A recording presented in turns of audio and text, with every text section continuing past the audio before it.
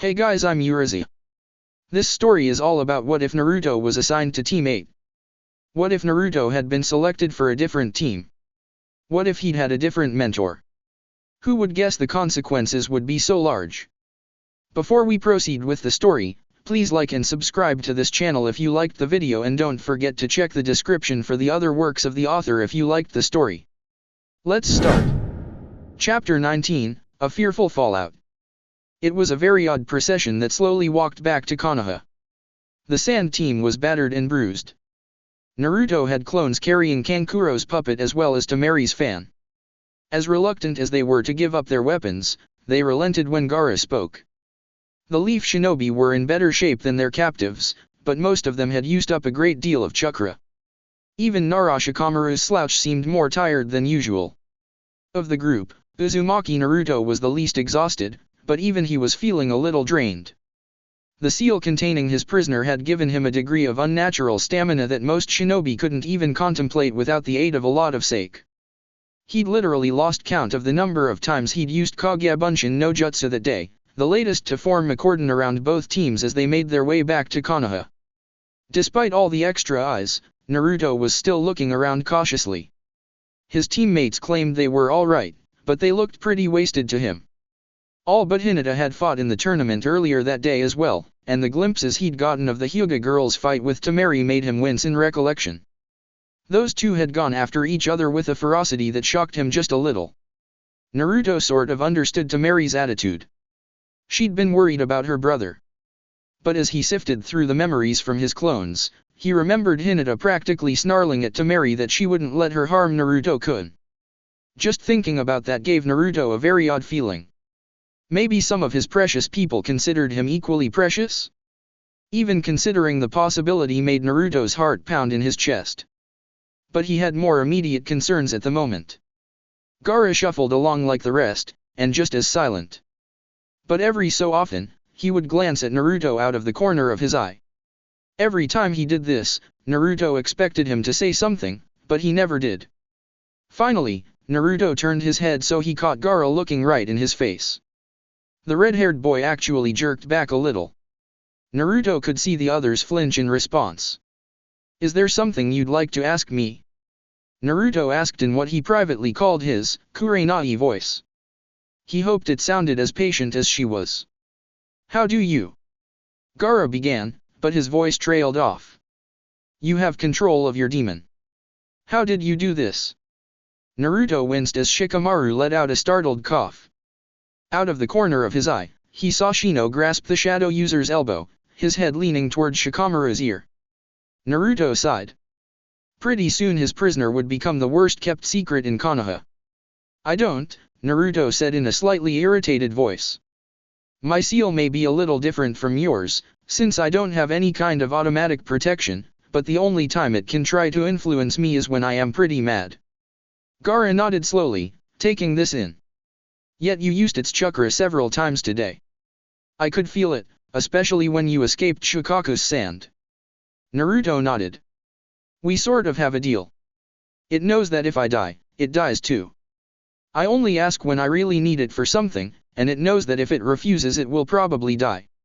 It really doesn't want to die." Gaara's eyes widened a little. "Then, I am in the same situation." He nodded slowly and resumed walking. After a moment, everyone staring at the Jinhuriki blinked and began walking as well. As they walked, Naruto noticed Temari still held her right arm at a funny angle, moving it tentatively. Even if she'd kept her fan, he doubted she could have even carried it this far. He was hardly surprised, given how many times he'd been nailed by a Gyuken strike. Shoulder tenketsu really sucked, because a hit to any of them tended to make the whole joint lock up. But Naruto was surprised when Hinata sidled up to the older blonde girl and spoke with her in little more than a whisper. A moment later, she handed the Suna girl a small jar she'd taken from her pocket. Temari stared after the Hyuga girl as she resumed her place in their formation, periodically activating her Byakugan to check for enemies. Privately, Naruto was glad she hadn't changed too much. It took them a little while to reach the gates of Konoha. They were halfway there when Naruto remembered the chakra-drained sound nins they'd left back in the forest. Fortunately, they weren't that far away, and he dispatched a platoon of clones to collect them. He was still a little annoyed with himself for not remembering earlier. As he finished, Shikamaru fell into step with him. Naruto steeled himself for what was likely to happen next. Shino explained, the slouching genin said, staring up at the clouds overhead. Naruto nodded. I think I understand how you've been slinging shadow clones around like cheap kunai. I asked Asuma about that technique and he said he wouldn't teach me until I had Jonin-level chakra reserves, or else it might kill me. He sighed. I suppose you might just be too stupid to know when you're supposed to collapse, but that's not why, is it? Naruto shook his head. Shikamaru was one of the few classmates he'd gotten along somewhat okay with, but now he sounded irritated. I suppose having a demon sealed inside you would boost your chakra a lot, Shikamaru continued. It's annoying that I didn't figure it out sooner. I had all the pieces in front of me, too. Damn Aburame. His voice trailed off and he shot a glare over at Shino, who seemed oblivious. Naruto scowled. Hating him was okay, but Shino hadn't done anything but be smart. Anyway, Shikamaru continued, turning back to Naruto, you're annoying as hell at times, but hating you for something like that is stupid and troublesome. With that, the Nara boy slowed his pace a little, meandering toward the back of the group again, and leaving Naruto to continue beside the silent Gaara.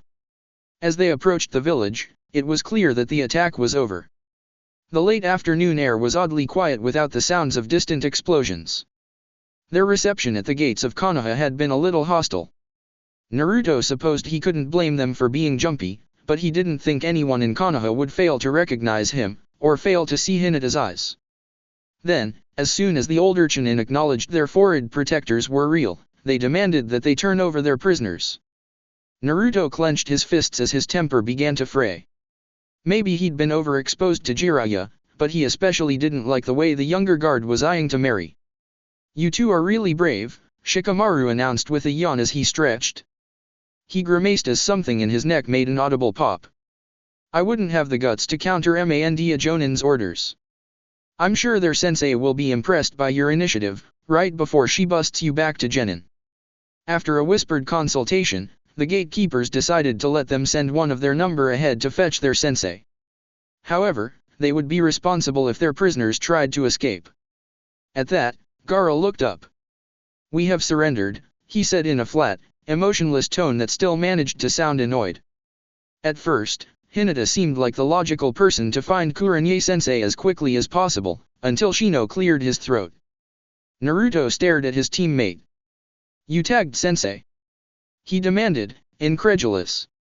I tag everyone, Shino answered, adjusting his sunglasses. Therefore I already have a general idea of which direction to go. Shino would be faster, Hinata agreed. As their teammate slipped through the gates, Kankuro coughed. Tagged? He asked. As in, with bugs? Yeah, that's how we tracked you down, Naruto said absently. Then he snapped his mouth shut. Even if they were prisoners and that was fairly common knowledge about the Aburame, he needed to watch what he said. Temari gave a whole-body shudder that made Naruto quickly look away. I'd like to slap father in the face for even thinking about attacking this place. She looked up just in time to catch Shikamaru staring. What are you looking at? She demanded. A prisoner I'm supposed to guard, Shikamaru said, just a little defensively, Naruto thought. That doesn't give you the right to ogle me, she snapped. If you'd rather take your chances with those two. Shikamaru offered, nodding off to the side toward the Chunin manning the gate. Temari tried to cross her arms and look away, but one of them still wouldn't move right. I think we should just wait for sensei, Hinata offered. You better listen to her, Temari said in a spiteful tone. She kicked my ass, she'd take you down in a heartbeat, pineapple hair. Temari, Gaara said, and she immediately subsided, looking away. After a moment, she pulled Hinata's ointment from her sash and used her left hand to work some into her right shoulder under her uniform. Kankuro edged toward where Naruto and Gaara were standing. She gets like that when she's scared or upset. We're not going to violate our parole. Parole? Naruto asked. Kankuro peered at him, maybe wondering if Naruto was making fun of him. Gaara surrendered to you. If we tried to escape now, we'd be violating his word and he'd probably have to kill or recapture us to regain his honor. Don't you do this in Fire Country? Naruto shook his head. Not that I've heard of. Maybe it's because you're the Kazekage's kids, so you're like royalty. Kankuro made a disgusted sound. Hardly. The daimyo of Wind Country hates the Kazekage. He's tried to ruin our village practically since his coronation. Naruto was about to ask more about this when there was a commotion at the entrance. Shino and Kurenai came through the gate with a dozen umbu, but following right on her heels was an old man with one arm, swathed in bandages, who was accompanied by unfamiliar men who looked like shinobi. I understand your concerns, Danzo-sama, but my team performed the capture, and they will be turned over to Ibiki to be held until the Hokage can make a decision. Kurenai spoke as she walked, but the clipped tones warned Naruto that she was about as angry as he'd ever seen her. The Hokage is still in the hospital, and it is questionable whether he will survive, the bandaged man said, and Naruto's heart seemed to freeze in his chest. We must determine how deep this plot goes, and we must have this information immediately, no matter what steps must be taken. Hokage, hospital, questionable whether he will survive. The words seemed to echo in Naruto's suddenly empty mind. He took half a step forward and his mind was no longer empty. It was filled with red flames. It was only as the red glare seemed to settle across his eyes and he saw Sabuku no Gaara flinch away that Naruto realized what was happening. He continued walking forward, forcing down the rage, rejecting the demon's gift of chakra, ignoring the Chunin and even a few of the umbu as they stopped to stare at him. Duty. Do your duty. He reminded himself. Don't embarrass Sensei. Don't embarrass your team. His voice was almost normal as he stopped several paces in front of the procession. Uzumaki Naruto, reporting for duty, Sensei. We have apprehended the Suna team, who surrendered to us. We also neutralized a team of sound shinobi that tried to intercept us. I have clones bringing them to this gate for processing. Very good, Naruto, Kurenai replied. She turned to the bandaged man. I think that presents us with a compromise that won't violate orders. Danzo-sama, your men can process the Sound Nin team while we secure the Kazekage's children. We don't want to risk triggering a diplomatic incident before we have all the facts, do we? Danzo gave her a long, measuring look.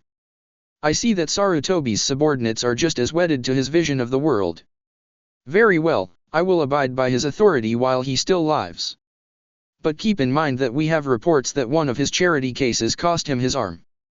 Be careful you don't earn yourself a similar fate from your pet. Jonin of your skills are hard to come by. Kurenai inclined her head politely, then gestured for her team to follow her. Naruto's clones picked up the fan and the puppet while the Suna genin shuffled over. Once they were through the gate, Naruto noticed the signs of battle only hours past. There were scorch marks on walls, and the odd crater in the street. The memories of the clones that he'd left behind to help told him that no quarter of Konoha had been spared at least some damage. He decided to let his remaining clones keep an eye out while he asked the question burning in his mind. Sensei, he whispered, what happened to Hokage-sama? Kurenai sighed. He was attacked by the Kazekage, who turned out to be Orochimaru in disguise. They were sealed behind a barrier no one could get through, except for one of the proctors. Both the Hokage and Orochimaru lost their right arms, and Orochimaru was forced to flee. Most of the fighting in Konoha stopped after that. There are indications that the Sand Shinobi were deceived by Orochimaru. Our father is dead, Gaara said in a flat voice, making Naruto jump. His hearing was much better than Naruto had thought possible. His words also made his siblings jump, turning to him with wide eyes. He would not have allowed himself to be replaced in such a manner if he was still alive. If Konoha was to be humbled, he would want to be there when it happened. Both Kankuro and Temari looked shocked, but neither one disagreed. That is what most of the Suna Jonin said when they surrendered after the barrier went down, Kurenai said. But it will take some time to sort things out and let the Hokage come to a decision. So, he's going to be okay? Naruto asked, hating the hopeful, wheedling tone in his voice. His arm was frozen to prevent poison from spreading through his body, Kurenai said, but the medics have every confidence that he will fully recover. Naruto let out a sigh of relief. Despite the signs of damage to his home, he knew everything would be alright. When they arrived at the detention center, Naruto had to bite back a laugh. The shinobi who'd conducted the written exam was also in charge of the Umbu torture and interrogation force. Figures. A glance to the side showed a sour grimace on Shikamaru's face as well. Shino's expression, if any, was hidden behind that dim collar, and Hinata-chan was far too polite to say something. Unless she got mad, of course. What was more interesting were the looks Ibiki exchanged with Kurenai-sensei.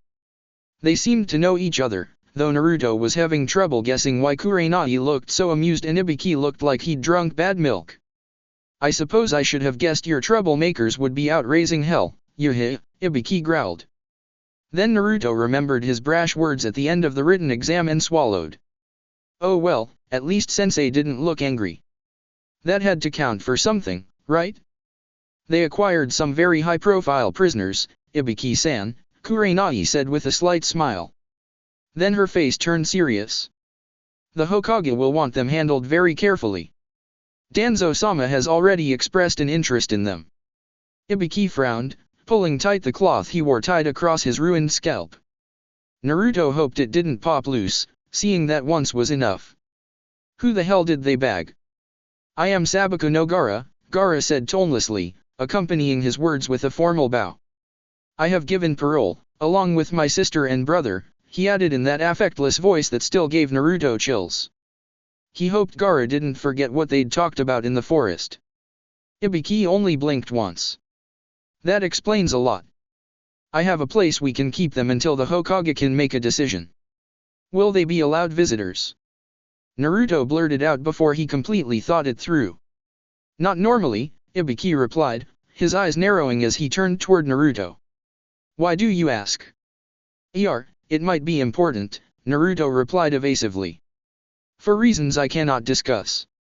I also think Jiraiya should see him as well. Naruto floundered for a moment.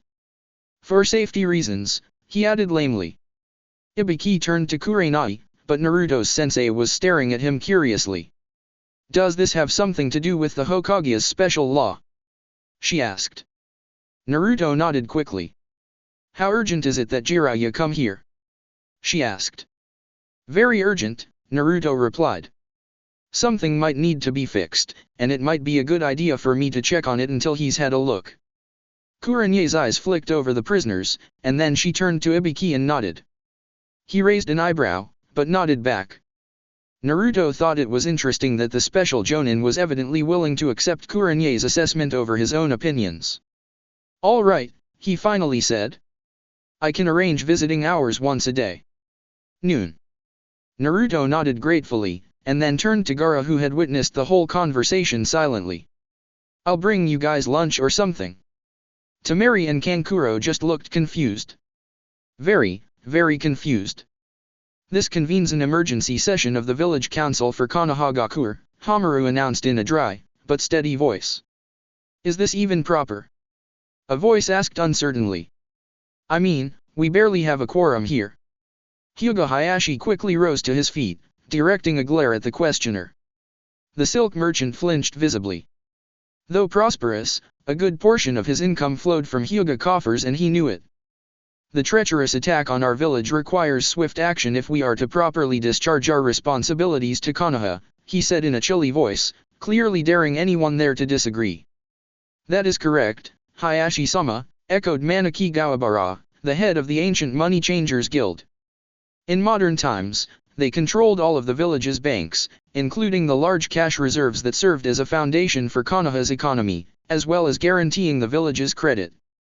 What is our first order of business then? Asked Yoshikawa Toshiro. He owned a large chain of retail shops scattered throughout Konoha. Directly and indirectly, his businesses supplied most of the equipment used by Umbu and the other shinobi. The first is to declare the Chunin examination cancelled, rasped Danzo. I've always counseled that inviting foreign shinobi into the heart of our village was a mistake, despite what some may claim. We no longer have time to deal with this misguided policy when Konoha itself is in danger. This will anger some of the clans, Mochizuki Hiro, the representative of the agricultural guilds, observed. He gestured toward the empty chairs normally occupied by representatives of the more prominent ninja clans, including the Aburame and the Nara. They will have the opportunity to test again in 6 months, Hyuga Hayashi countered smoothly. Or whenever the new Hokage decides to resume them. We will vote by a show of hands. All in favor raise your right hands. The vote was quickly taken. Secret ballots were normally reserved only for the most sensitive of decisions. In this case, the abbreviated council was unanimous in their decision. The motion passes, Hayashi announced. The Chunin examination is cancelled and will be reconvened only at the Hokage's order. He nodded toward the door and a Hyuga branch family Chunin left to post the council's decree. Which brings us to our next item of business, Danzo added. With Sarutobi incapacitated by his former student's attack, we find ourselves leaderless. I'm sure you are willing to do whatever it takes, Danzo, a gravelly voice said from the entrance to the council chamber. Fortunately, such steps will not be necessary. The bandaged face of the root leader showed almost no reaction as he turned, but the minute widening of his visible eye spoke volumes to those that knew him. There were reports that you were on your deathbed, the one-armed man said. His tone implied he wasn't too thrilled to find them to be false. Reports of my death were exaggerated, the Sandaime said as he slowly walked into the chamber. The medics were able to save my life, if not my arm.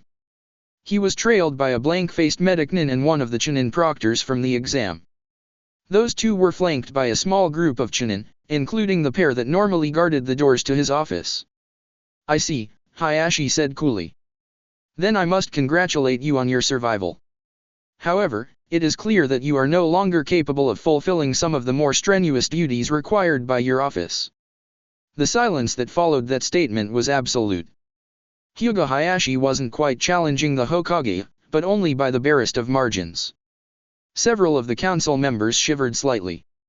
The room seemed to have grown quite chilly in the last few moments. You are quite right, the Sandaime said, breaking the silence. He smiled slightly. I will be making arrangements to have my chosen successor brought here soon. In the meantime, I know all of you must be worried about your homes and families. I appreciate your dedication in making sure Konoha isn't left leaderless in the face of this crisis, but as I am no longer incapacitated, it is no longer necessary for you to exercise your emergency powers. It wasn't quite a dismissal, but the Hokage's tone was clear. In that case, we will adjourn, Hayashi said. The cold smile he wore as he stepped away from the podium was only marginally short of offensive. Sarutobi's eyes lingered on each of the council members as they left. Many of them refused to meet his eyes, looking down as they quickened their steps. Danzo was the last to leave, and he met the Hokage's gaze squarely. This isn't over, Danzo said. His eyes lingered on the empty sleeve of the Hokage's robes. No, it isn't, Sarutobi agreed. After the root leader shuffled out and the door closed, the Hokage suddenly sagged, and might have fallen if Haku hadn't appeared at his remaining elbow to steady him. Hokage-sama, I told you this was ill-advised, the dark-haired medic nin fretted as he ran a glowing hand across the chest of the old man's robes of office. You have not fully recovered from your hypothermia. The last he said with a sympathetic glance toward the Chunin, who nonetheless winced. Sarutobi coughed once before he sat down in one of the recently vacated chairs. I agree, but it was still necessary. If I had stayed under your care at the hospital, there is no telling what mischief they would have gotten up to. He sighed. As it was, we didn't get here in time to stop their first decree. Surely cancelling the examination was justified under the circumstances, Hokage-sama, one of the Chunin guards exclaimed. Perhaps, Sarutobi said, but I think I saw enough in the time I did have to make some recommendations to the proctors. He sighed. There would still be some questions as to the validity of the tests, since some participants were clearly not there for honest competition. Nothing to be done about it now. This was not a fight he could afford, not with everything else happening. His lips pressed together in a thin line as he levered himself to his feet. Lingering here too long would reveal too much to his enemies. For a brief moment, he wished Konoha was more like other villages, where a Kage's word was absolute and he could overturn even the most lawful exercise of power by the council when it suited him. He shook his head. That wasn't what he and the others had fought so long for. In the aftermath of the attack, the genin teams were mobilized en masse to assist with the cleanup. It felt very strange to Naruto to not be on the intensive training schedule he'd followed prior to the finals of the Chunin exam. Instead, Kurenai-sensei met them first thing in the morning with a long list of assigned tasks. Normal mission pay was reduced in light of the crisis, but no one even thought of complaining. Team 8 spent most of their days on street repairs, patching up battle-damaged walls, and doing their best to eradicate any signs of the invasion. The work seemed to be endless, but Naruto found that he didn't really mind.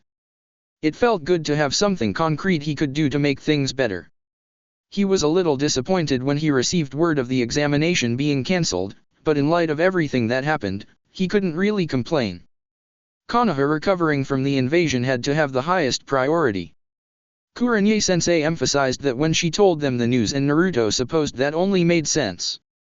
An unworthy part of his soul was a little disappointed. He thought he'd made a good enough showing that they could have passed him if they wanted to. On the other hand, if he participated in another exam, he'd have a chance to fight in front of the crowd again. At least, he would if it was held in Konoha. He'd never forget what it felt like to have all those people cheering him like that. Even if he wanted to whine, any urges to do so would have fled the instant he saw the old man at the Hokage's tower after their 5th day of repair work. They had finished early that day, having completed more missions than Kurenai-sensei had expected.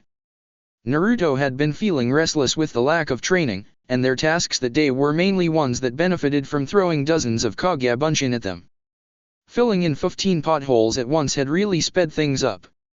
Seeing the Hokage with those deep lines etched on his face and an empty sleeve really drove it home for Naruto. He tried to speak, but no words would come out. The Sandaime looked up wearily from his paperwork. He smiled a little when he saw Team 8, but it was a weary expression that sat heavily on his face. He'd been too slow to prevent the council from cheating the boy out of his rightful promotion. There was little doubt in his mind that Uzumaki Naruto was ready for Chunin rank. The skills he'd displayed in the arena showed a remarkable degree of growth. Part of him was annoyed that he'd never pressed Yuha Kurenai to join the Ninja Academy as a Chunin, but part of him was equally happy that she'd been available when Naruto really needed a skilled mentor. The only mark against the boy was the conclusion of his first match, and given the lethal techniques the Hyuga boy had attempted, he could hardly hold that against him. He knew full well why the match had been so vicious, but he could hardly meddle in clan affairs and maintain his neutrality as the Hokage for the entire village. That was why he was equally glad to see young Hyuga Hinata return to semi-active status for D-rank missions. If her sensei felt she needed to supervise the last stages of her physical therapy, who was he to disagree? Still, the cancellation of the exams felt like yet another failure on his part to look out for the boy. Kurenai's reports regarding how badly he was treated by certain villagers had left a worm of guilt gnawing at the pit of his stomach. His actions, or rather inactions, had given the boy more than enough reason to hate him by now. Still, he had to face up to the consequences. That was one of the first lessons he'd learned from his predecessors. Naruto froze in place for a long moment in the doorway to his office, and the Hokage steeled himself for bitter recriminations. Then the doorway was empty and the boy was standing beside his desk. Gods, but he'd gotten fast. Haku's fist was drawn back with Senbon glittering between the fingers before he saw the Hokage's hand sign to stand down. Naruto's arms were wrapped around his ribs in a hug that made them creak.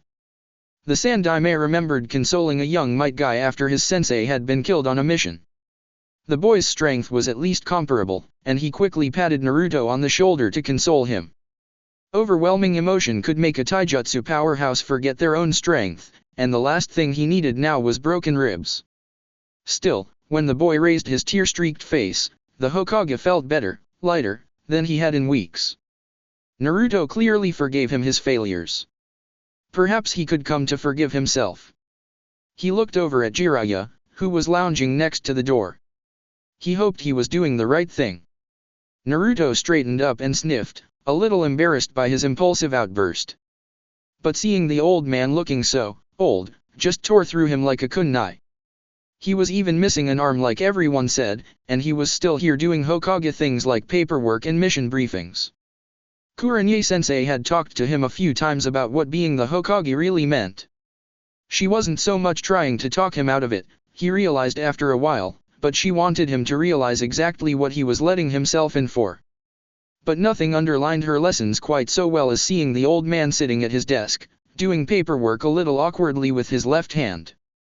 The old man gave Naruto a kindly smile as he scuttled back to his team, and some of the deeper creases in his face seemed to lighten. He should smile more often, Naruto decided. As he got back in line, avoiding Kurenai-sensei's eyes, he noticed a new Chunin standing in the back corner of the room. She was pretty, with long, dark hair, and she looked vaguely familiar to Naruto as she tucked something into her sleeve. Then he remembered the proctor at the written exam that had escorted him to the bathroom. He hoped she wasn't mad about his little trick. He shrugged. She shouldn't have followed him into the bathroom in the first place. Naruto was also a little surprised to see the old pervert leaning against the wall next to the door. He still gave the man a silent, but respectful, nod. Literature aside, Naruto admitted his lecherous ninjutsu teacher had shown his serious side during the invasion. According to rumor, he'd killed hundreds of sound and sand troops that were attacking the walls. Naruto overheard a bandaged Chunin claim that the survivors would never be able to look at a toad without screaming in terror. Naruto thought he might have been exaggerating, but then again, he never wanted to get on the wrong side of Gamabunta-sama, so maybe it was true. Jiraiya had also done Naruto a personal favor and looked at Gaara's seal. It actually hadn't taken that much persuasion, once Naruto explained that he didn't think the seal was functioning correctly. The only things the Toad Hermit took as seriously as chasing women were jutsu and sealing techniques. The next day when he and some clones were bringing ramen to the holding cells, he saw Gaara sleeping so deeply that he could not be roused. His siblings were petrified, convinced he'd been poisoned or that Shikaka was busy consuming Gaara's soul. Naruto finally had to tell them, in low tones, that the crazy old man who'd examined Gaara had taught the one who made Naruto's own seal. The next day, Gaara was awake, but drowsy. He seemed very odd. Quiet and remote, but every so often he'd focus his attention so fiercely on what someone was saying that it was like a physical force. He did this most often with Naruto when he was there, much to the relief of his siblings. When Naruto got up to leave, Gaara asked him to thank Jiraiya-sama. Naruto quietly promised to do so, ignoring how shocked Temari was at her brother's humble tone. Jiraiya had been unusually pensive when Naruto's clone tracked him down to pass on the message. "Remember this when someone asks you why you serve Konoha," was all the old pervert would say before dispelling the clone. Kurenai thought she'd broken the news about the Hokage's condition as gently as she could, given the circumstances. But Naruto's reaction when they entered the office only showed that it hadn't fully sunk in yet. But after seeing the Hokage's reaction, she couldn't bring herself to chastise her student for his lapse in decorum. She reminded herself that the two of them had a relationship that far predated her taking Naruto on as a student. Something seemed to pass between the two of them, and some of the jagged tension seemed to drain out of her Hokage. Maybe the Sandaime had really needed that hug. And maybe Uzumaki Naruto was just a little more perceptive than she gave him credit for. "We have completed our assigned tasks, Hokage-sama," she said with a hint of pride. Her genin had worked especially hard that day, and they deserved to know that she was proud of them. "Good, good," the Hokage said, fumbling with his pipe. He sighed and tapped out the ashes and set it down. "I was about to send a runner out to find you, so this is fortuitous." He leaned back in his chair a little. "I've asked Jiraiya to locate my successor and bring them back to Konoha, and he's asked for a genin to assist with locating her. Your clones should make it a lot easier to find her, boy," Jiraiya added casually. The Hokage leaned back in his chair and smiled, a trifle grimly. There was also the added benefit of getting Naruto out of the village while they investigated the death threats Umino Iruka had reported overhearing during the examination. They might have just been idle talk, but the people present were rich and powerful enough to take it seriously, especially during a transition of leadership when all manner of folly might be attempted. Naruto brightened a little with excitement, but subsided almost as quickly, shooting troubled glances at his teammates. The Sandaime nodded to himself. It spoke volumes about the boy's character that he immediately thought of his teammates, but future missions wouldn't always be with the same comrades every time. "Very well, Hokage-sama," Kurenai injected crisply. "Team 8 will continue with reconstruction and repair missions, though I'm not sure we will be able to handle as many per day. Naruto straightened up immediately, the Hokage noted with an inner smile. That is understood, we will adjust the assignments accordingly, he said. He suspected they'd been using large numbers of Naruto's clones as brute force labor. Team 8 was completing more tasks per day than any other genin or chunin formation in Konoha, something he'd been pleased to point out to a number of people who had grumbled about their task assignments. Then the Hokage glanced down at the formal scroll sitting on the corner of his desk. He'd left it there as a reminder of a less pleasant matter. With the fallout from the examination and Hyuga Neji, he could only push Hayashi so far on this matter. One other item has come up. Is Hyuga Hinata recovered sufficiently to return to full active status? I've had an inquiry from her family. Kurenai stiffened a little. She knew the Hokage had seen through her little subterfuge, but she thought he'd quietly approved of keeping Hinata away from her father a little longer. Undoing years of abuse was impossible in such a short time, but just staying in a supportive environment was having positive effects on her emotional equilibrium. And from the way her students' shoulders were drawing in, the prospect of returning to her clan was not a welcome one. But she could not lie to her Hokage. She is, mostly recovered, Hokage-sama. I see, the Hokage said quietly.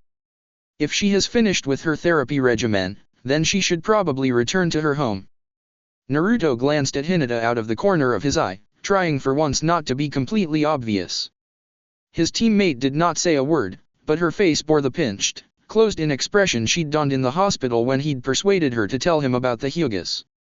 Naruto turned to look at Jiraiya. The old lecher's face bore an unusually grim expression. Something was up with this retrieval mission, but he wasn't about to tell him anything here. Naruto quickly weighed the pros and cons. If it was too dangerous, they'd veto what he was about to propose. But if he wasn't around, he couldn't really look after his friend. Shino would do his best, no doubt of that, but it wasn't quite the same. He had to at least try. If we need to find someone, wouldn't it be good to have Hinata's Byakugan along? Naruto asked, swallowing when he noticed all the adults looking at him.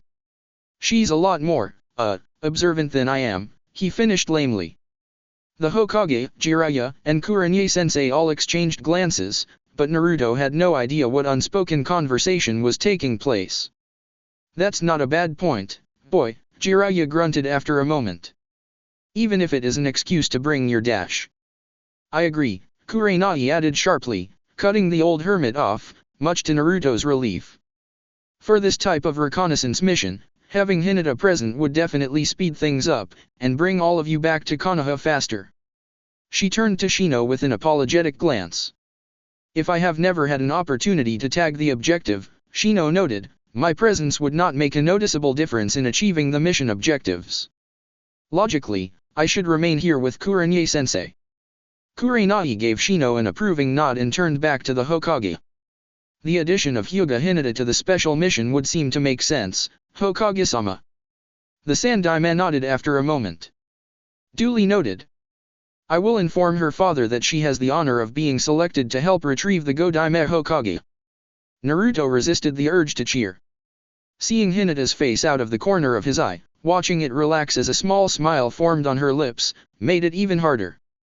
Kurenai dismissed her team for the rest of the day. Naruto and Hinata would need a little time to prepare to leave in the morning. Shino, on the other hand, would assist his parents in repairing some damage to the Aburame compound. As soon as the genin filed out of the Hokage's office, she turned toward the two older men.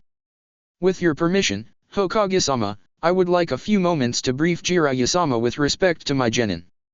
The Sandaime's lips twitched minutely around his pipe, but he just nodded.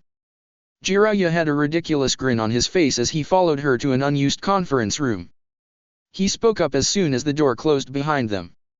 Well, I didn't think this would happen so quickly, seeing as how we really got off on the wrong foot, but I dash. Jiraiya-sama, Kurenai replied crisply. I know you cannot possibly be as large a fool as your public persona acts. Please do us both a favor and drop the act for the next 10 minutes. Neither of us really has the time to waste on idle posturing. Jiraiya blinked once, and then his eyes hardened. Very well, Jonin. What did you wish to discuss? Naruto. And your behavior towards him. Jiraiya crossed his arms. Go on, he said. Uzumaki Naruto has no primary male role model at this point in his life. The Hokage has behaved in a grandfatherly role in the past, but his duties make him too remote, and now that Naruto is a genin, the differences in rank are coming between them. Umino Iruka is a good man, but his contact with Naruto has lessened considerably since he left the academy. Might Guy. She broke off and shuddered. Jiraiya grimaced and nodded. Guy is a good example of hard work and discipline, but even Naruto is aware of his eccentricities and social shortcomings. You, on the other hand, are a well-respected shinobi with a legendary reputation. You are highly knowledgeable in ninjutsu, an aspect of shinobi training in which Naruto has the capacity to excel. You also aren't infected with the idiocy that made many in this village treat the boy as a pariah. Kurenai's voice trailed off. But Jiraiya prodded her, his voice flat. Kurenai's voice was even as she continued, with no hint of anger leaking out. But in many ways your behavior is even more deplorable than Guy's. Like it or not, that young man looks up to you, and will likely do so more as time passes and you continue to work together. He's had nothing but positive things to say about the things you've taught him, and that advanced Doton Jutsu probably saved his life. But I'm concerned about what he might learn from you besides Jutsu. Jiraiya's scowl deepened, drawing his eyebrows together. Don't you think you're overreacting? No, Kurenai said softly, I am not. There are things that might be acceptable for you that are not acceptable coming from Uzumaki Naruto. If you think polite behavior is going to make people stop hating him for the Kyuubi, you're a fool, Jiraiya scoffed. Kurenai shook her head. I'm not talking about acceptable for Naruto the Jinhiriki, I'm talking about Naruto the Hokage. Jiraiya stared at her. You really believe his boasting about becoming Hokage? Kurenai shrugged, something she hadn't done in a long time. It was odd. When Jiraiya acted seriously, he reminded her of her old sensei. At first, I wasn't sure. It was his overriding goal when he left the academy, so I decided to take it seriously and phrase everything he needed to do to improve in terms of how it would advance him toward that goal. Even if he changed his mind later, he'd still be a better shinobi for it. She shook her head. But he's worked at a pace that I find almost frightening. He's improved so much in such a short time, and now his goal doesn't seem so far-fetched. If you had any idea what a mess he was at the academy. I know exactly how bad he was, Jiraiya said with a growl. The old man didn't take me too seriously when I said something was going on there. Kurenai looked up, her eyes glinting. How did you know? I checked up on him, secretly, whenever I returned to Konoha to report to the Hokage, Jiraiya said. Then he added, he is my godson, after all. The Sunin winced a little at the spike of killing intent that tore through the room. You are his godfather, Kurenai said, taking a step toward him, and you left him to be raised like this. What the hell is wrong with you? He's alive, Jiraiya replied coolly. He probably wouldn't be if I'd claimed him. I have too many enemies and so did his father. He spat to one side, knocking over a waste paper basket. I'm not happy about how things turned out, but it could have been a lot worse. I've also spent damn near every day of the last 10 years working to protect my godson. Ask the Hokage about an organization called Akatsuki, you should be cleared for it, given your relationship to Naruto. And while you're at it, ask him how many times he's talked me out of eliminating half the council. With that, Jiraiya turned and angrily stalked toward the door. Wait. Kurenai's voice stopped him as he was reaching toward the doorknob. His father? Gods. The fourth really did have a son, didn't he? Jiraiya turned back toward her with a grimace. Me and my big mouth, he sighed. Congratulations, he growled, you've stumbled across another S-class secret. If this gets out, half the hidden villages will be sending assassination teams within the week. But you won't have to worry about that because I'll kill you myself. It won't get out because of me, Kurenai snapped back. But if the resemblance gets any stronger, people will start to assume things like that Iwa border patrol. Jiraiya shook his head. I suppose you're right about that. All we can do is really just buy him as much time as we can before things come to a head. At the rate he's improving, Kurenai observed, I think he's got a good chance. Maybe, Jiraiya grunted sourly. Which brings me back to my original point, Kurenai continued. I don't think it's going to help Naruto as a Hokage if he has a reputation as a pervert. Alright, I can understand in your case why it might make an acceptable cover, but for such a, why are you laughing? She demanded. Jiraiya was actually doubled over, holding his stomach. With a mighty effort, he stifled his laughter, save for an occasional chortle, and straightened up, wiping the tears from his eyes. I'm sorry, but that's the funniest thing I've heard all day. I don't see what's so funny, Kurenai said. Every time I publish a new masterpiece of adult entertainment, he explained, his grin widening with every word, I reserve the first 30 copies to be shipped back to old friends in Konoha. Number 1 is always personally signed, with a dedication to my old sensei. Kurenai hung her head, pinching the bridge of her nose as she struggled to rid her mind of the image of Hokage-sama reading an orange book and giggling like Kakashi. She failed miserably. Being a genjutsu master required a vivid and detailed imagination. Times like this made her wonder why she hadn't become a seamstress like her mother wanted. Kurenai sighed. She wondered if the break room had any coffee left. Maybe some aspirin. All right, let me rephrase. I think it would be a liability for a Hokage to be publicly known as a pervert. There are already stories going around about some strange sex change jutsu he developed at the academy, but I think those will just be treated as youthful pranks. Naruto's already going to face an uphill challenge getting most of Konoha to accept him. Do you want to make it even harder for him? Jiraiya sighed. All right, you've made your point. I'll keep a handle on my cover activities when he's around. All right. Kurenai nodded. Thank you. The only other thing I wanted to discuss was his friends. Look, I agreed to take an extra genin so he won't feel too lonely. I don't see what the problem is. Kurenai paused for a moment to collect her thoughts. I'm going to bend on a few personal confidences here. This information is for your ears only, understood? Jiraiya nodded, rolling his eyes. Hyuga Hinata is the oldest daughter of the clan head, but I doubt she will ever be confirmed as heir. She's been subjected to systematic emotional abuse for most of her life, punctuated by what seems to be plausibly disguised episodes of physical abuse. I've considered removing her from active duty, but missions appear to be her only escape from an abusive environment. Confined to the Hyuga compound, I'd give her less than a year before accidentally dying, either by her own hand or someone else's. Jiraiya's eyes hardened as she spoke. I'd also estimate a greater than even chance of Naruto, and possibly Shino, engaging in unauthorized retaliation were that to happen, no matter the consequences. Jiraiya's eyes widened. It's that serious? It can be, Kurenai replied. If you checked up on Naruto, then you know he's had no friends his own age up until now. Imagine how close he's become to his teammates, his first friends. Jiraiya closed his eyes for a moment, and Kurenai winced. The breakup of the Densetsu no Sunin was well known, but she hadn't intended to open old wounds. To their credit, Kurenai continued after a moment, his teammates appear to be just as loyal. Shino confronted his clan elders regarding slanderous rumors spread about Naruto, even threatening to leave the clan if what I heard was true. Jiraiya's eyebrows went up at that. After his first kill, Naruto was actively contemplating suicide, due in part to some active sabotage performed by the Academy's psychological counselor. Kurenai tightened her jaw and continued, despite the rage that purpled Jiraiya's face. Hinata got him to open up before he did anything drastic and convinced him that he wasn't a monster. And then she got me to talk to him as well.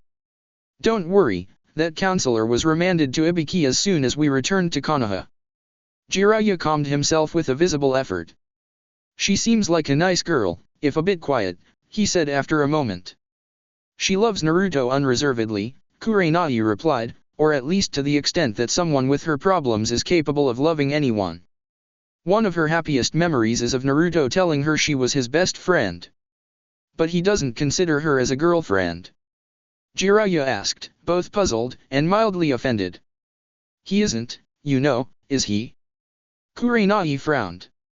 Hinata, for a variety of reasons, is afflicted with crushing shyness. For that matter, Naruto has only now acquired his first friends. How would he ever have had a chance to learn what love is? She asked sadly. Jiraiya looked slightly ill.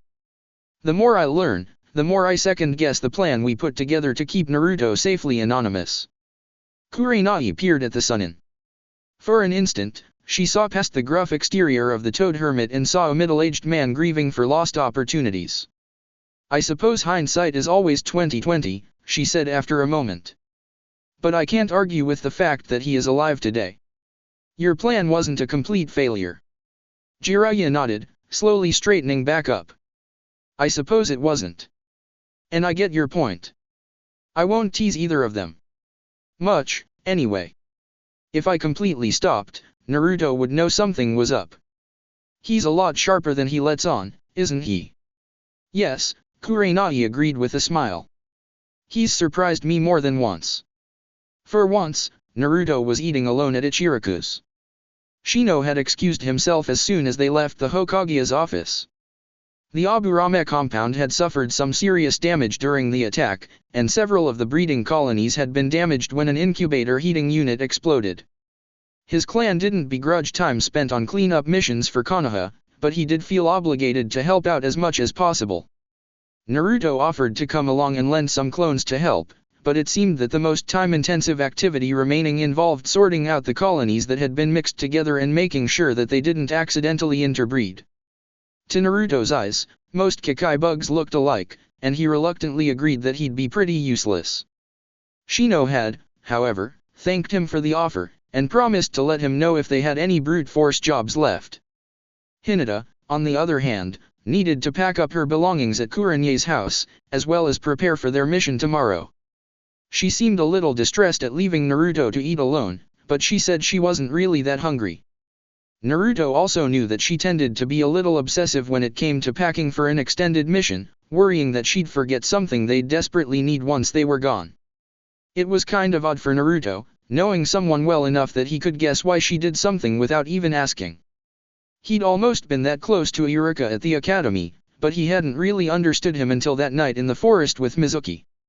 It was kind of comforting, he supposed, to know someone that well.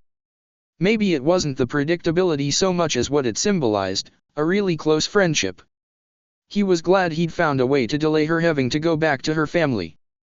It would be good to have someone to talk to while they traveled. Jiraiya was okay, for an old guy, and he was a good teacher as well, but Hinata was, well, Hinata. Besides, the smile of relief on her face was worth any amount of fast talking.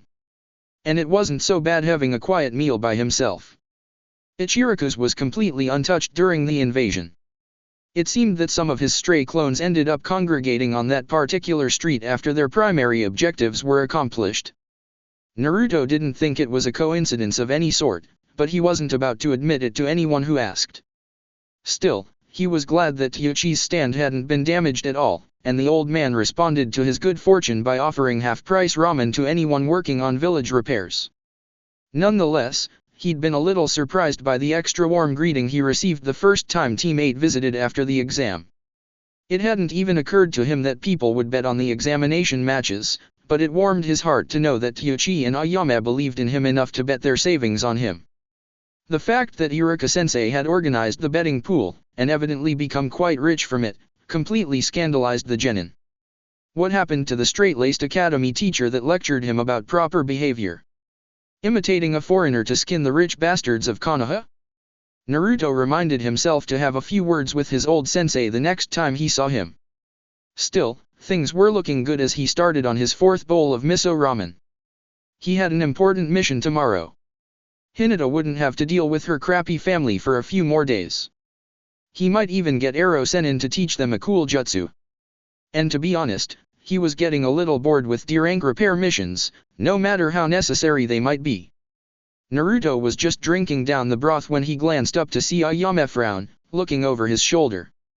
There had better not be any trouble in here, she said coolly, then turned away from the counter. Naruto looked to his side as Hyuga Neji carefully sat down on the stool next to him. The branch family prodigy was moving a little unsteadily, like he'd been off of his feet for several days, and a bulky bandage was wrapped around his head, completely covering his forehead. He was also dressed in a plain white robe Naruto was fairly sure came from the hospital. He'd seen Hinata wearing one long enough. Naruto didn't say a word as Ayame took his bowl away and brought him a fifth serving. She didn't ask Neji if he wanted anything, and her facial expression was coldly proper. Naruto wondered if it bothered Neji at all, being treated here like Naruto was treated in a lot of restaurants in Konoha. If it did bother the Hyuga boy, he didn't show it. Naruto started on his noodles, pausing only after a couple of minutes when Neji finally spoke. "Your final blow left a large scar," he said quietly. Naruto resumed his meal after a moment. He wasn't precisely being rude, Neji hadn't asked him a question yet. The caged bird seal was completely obliterated when the skin was ripped away, Neji continued after a moment.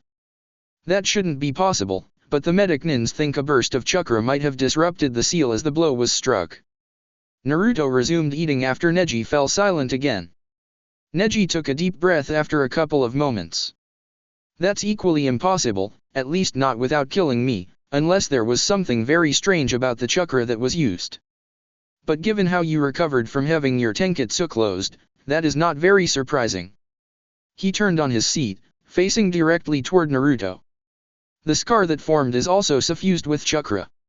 When the elders tried to reapply my seal, that chakra disrupted the attempt." At this point, the medic nins insisted that further attempts would be too dangerous, and when Hayashi-sama insisted, the Hokage asserted his authority on the matter. "My uncle tried to have me immediately removed from the hospital, but the request was refused." Naruto finished his ramen, drinking down the last of the broth. He wiped his lips and turned to face Neji, going over the speech he'd worked out with Shino. "Is there something you wanted to ask me, or did you just come here to bore me with your medical history?" It was a little weird, but he sort of enjoyed using that snide tone. Shino said it would annoy Neji a lot more than overt rudeness. Neji's eyes narrowed a little, but he showed no other signs of anger. "I left the hospital because I wanted to know why. You freed me from the seal that has enslaved my family for generations. I now owe you a debt of honor, but I want to know one thing: why did you do this?" The reserved genin's voice became a little rougher at the end, but he still spoke in little more than an intense whisper.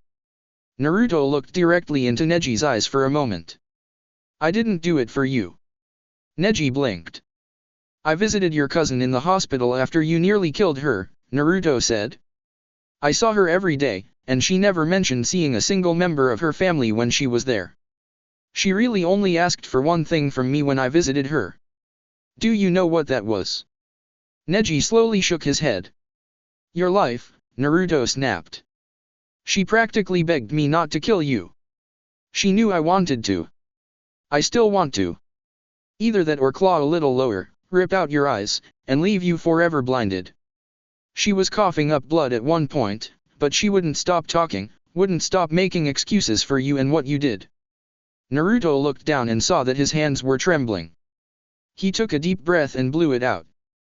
"I couldn't tell her no. So you had to live. But I asked my teacher if I could damage a seal using chakra in a special way, and he explained how it could be done." Naruto smiled a little, but it never reached his eyes. "I don't think that was quite what he had in mind, but it seems to have worked." "So this was just an experiment," Neji concluded in a flat voice. "No," Naruto corrected. "You're right. You owe a debt for being freed from the seal. But you don't owe it to me, you owe it to Hinata. I did it for her.